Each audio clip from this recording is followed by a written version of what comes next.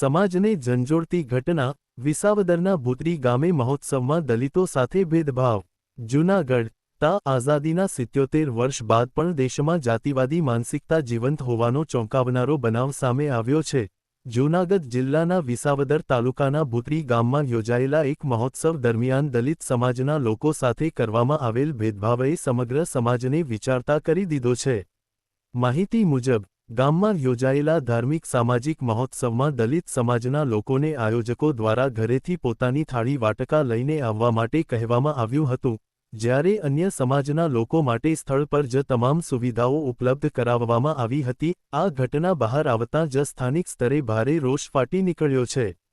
દલિત સમાજના આગેવાનોનો આક્ષેપ છે કે આ પ્રકારનો ભેદભાવ માત્ર અપમાનજનક જ નહીં, પરંતુ બંધારણમાં આપવામાં આવેલા સમાનતાના અધિકારનો ખુલ્લેઆમ ભંગ છે. તેઓએ જણાવ્યું કે, આઝાદી પછી પણ જો અમને આ રીતે અલગ ગણવામાં આવે, તો એ સમાજ માટે શરમજનક છે. આ ઘટનાની જાણ થતાં જ સામાજિક કાર્યકરો અને યુવા સંગઠનો સક્રિય બન્યા છે. તેઓએ તંત્ર પાસે માંગણી કરી છે કે ઘટનાની તાત્કાલિક તપાસ કરવામાં આવે અને જવાબદાર લોકો સામે કડક કાર્યવાહી કરવામાં આવે. સ્થાનિક પ્રશાસન તરફથી પણ પ્રાથમિક તપાસ શરૂ કરવામાં આવી હોવાનું જાણવા મળ્યું છે. અધિકારીઓએ ખાતરી આપી છે કે જો ભેદભાવ સાબિત થશે, તો દોષિતોને કાયદેસર સજા આપવામાં આવશે. આ બનાવ માત્ર એક ગામ પૂરતો સીમિત નથી, પરંતુ સમગ્ર સમાજમાં વણસી રહેલી જાતિવાદી માનસિકતાનું પ્રતિબિંબ છે.